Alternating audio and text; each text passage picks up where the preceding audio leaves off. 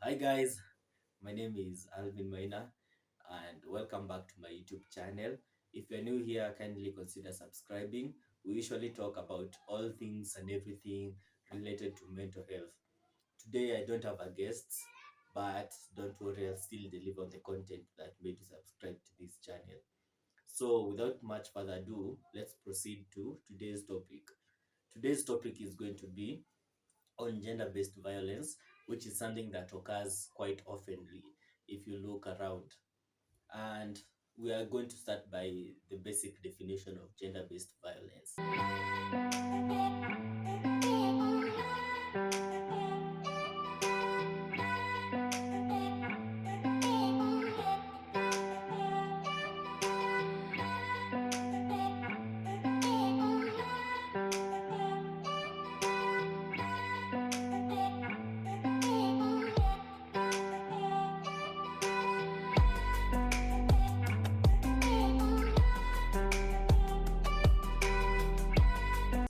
And gender-based violence is violence that is directed to a person based on their sex. By sex, I mean male or female or any other gender identities. And there are several types of gender-based violence. Like there's physical violence, which is quite common, but we are going to come back to them and define them in specific bits so that it can be easier for people to understand. There is also harmful traditional practices. Yes, if you didn't know about that, that's also on the list. There is also sexual violence, and then there's also economic violence, and then there's psychological violence. And we're going to start with those five, whereby you're going to define them, and I'm going to explain them broadly so that everybody can be able to comprehend what I'm trying to pass through.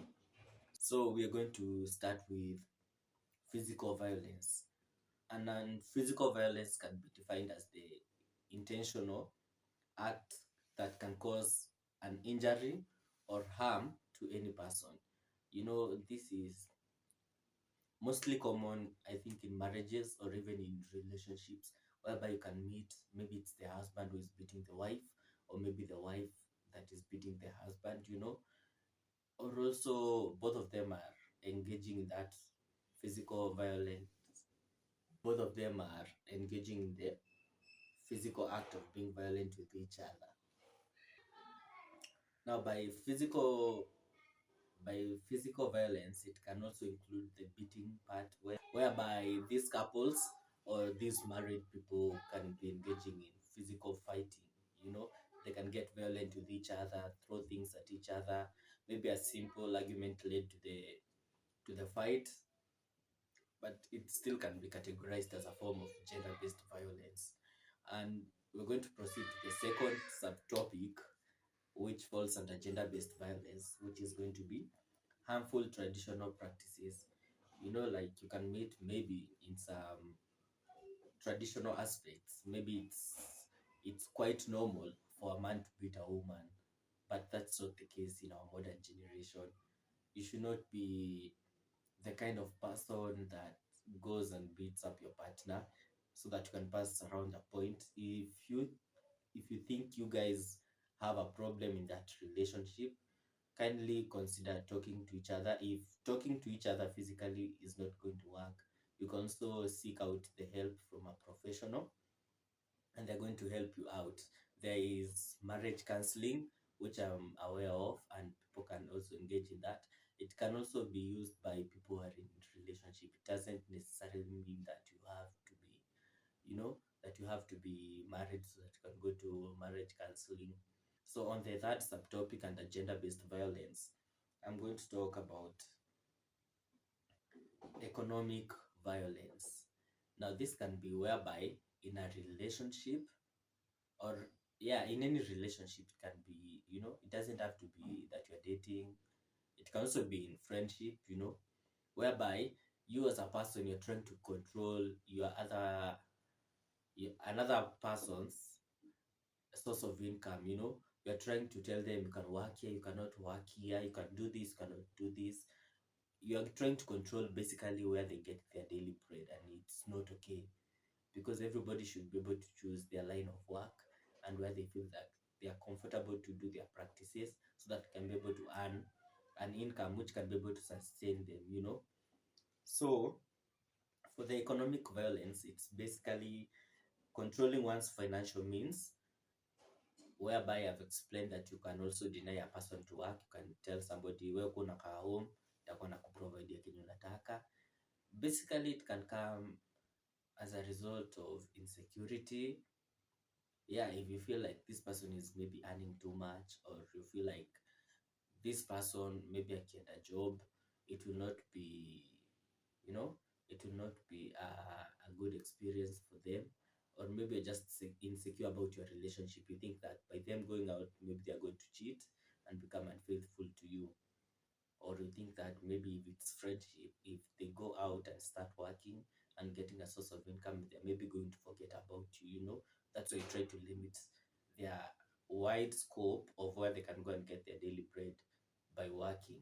So on my fourth subtopic, I'm going to talk about sexual violence, which is a more common type of gender-based violence. So for the sexual violence, it's basically stating that this is the act of forcing someone to engage into sexual activities without their consent. Yeah, before you engage into any sexual activities, both of you must have given consent to the act.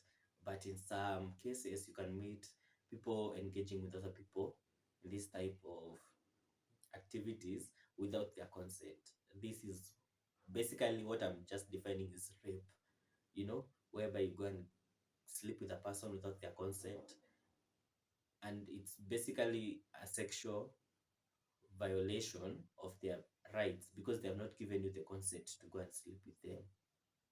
And it's a very common type of gender-based violence among women. Women mostly usually complain that they have been raped, you know. These horrible acts usually happen to a lot of women, but it does not necessarily mean that it only happens to women alone. It also happens to men, because there are some men who are also raped, and maybe they fear maybe coming out and explaining their side of the story, because maybe the society will view them as weak men. Because when you go and maybe tell a person as a man that you have been raped, maybe people are going to start thinking like, are you sure you are raped? Maybe you wanted it to happen, something like that. They are basically not going to see you as a victim of sexual violence. They are going to see you as a person who maybe wanted it, or they're not going to believe your story at all. And that should not be the case. Every victim of rape should be heard and listened to and helped to be able to overcome the trauma that may come along with it. And for my fifth subtopic, I'm going to talk about psychological violence. Now, in psychological violence, it mainly has to deal with your mental health. It's basically somebody torturing you psychologically, but in basic definition, it can be defined as exposing one to behavior that may result in stress, anxiety, and depression. And this can also be like you know, you're controlling somebody and insulting somebody, and you know, basically it's going to affect them in a manner that is going to destabilize how they think or how they act, you know, like mentally. If you're always controlling about you're always controlling somebody, and you're always controlling every action they do, they're not going to be free. They're going to be living their life according to your own terms and not according to their own terms.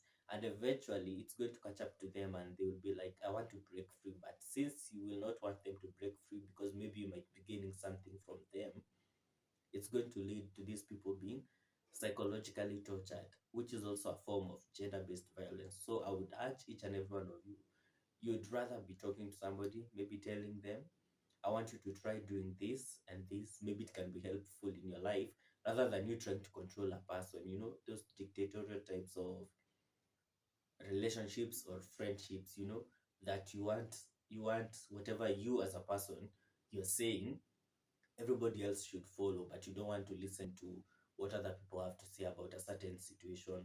And that is not correct. Those are not healthy relationships, and those are not even healthy friendships You should try to avoid such kind of friendships.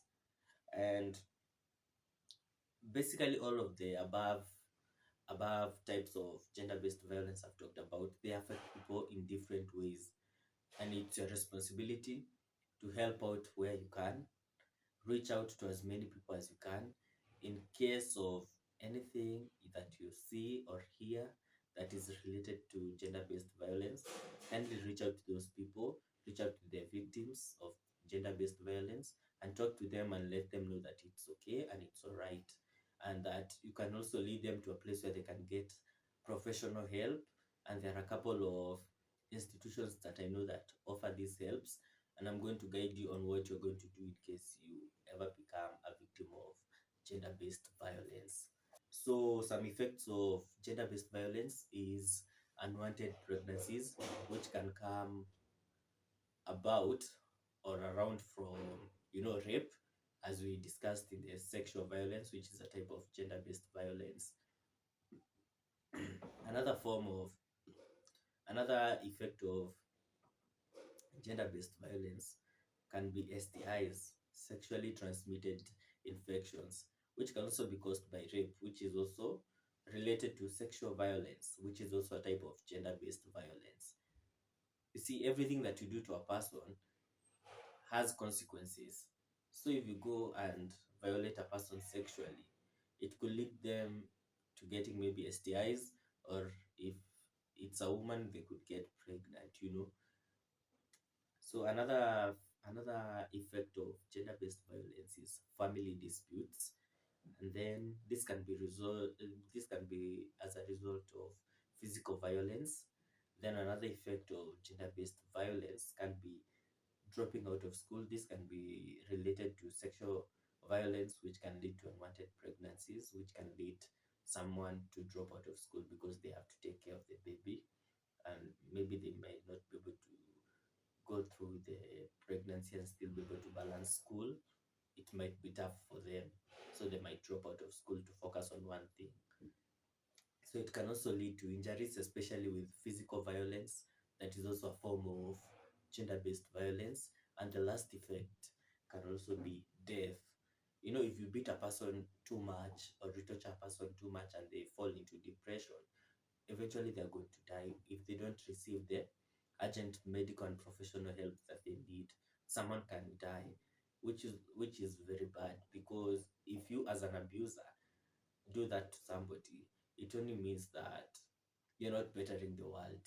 Actually, you're only making it worse, because death comes with a lot of loss, not only for the immediate persons related to that person, but also the wide scope of the society that was also depending on this person. And we can all play our parts in trying to reduce gender based violence by speaking out and by helping out the victims and showing them that they can get better, and that they can overcome whatever whatever they experienced in their different cases or different scenarios. Now, in case you ever undergo a case of gender-based violence, whether you're a man or whether you're a woman, the first thing you should do is go to the police station and report the case and make a statement.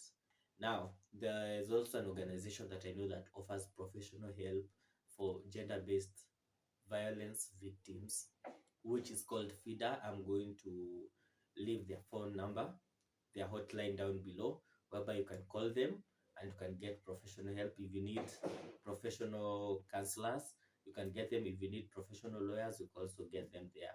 They offer a wide scope of help in relation to gender based violence.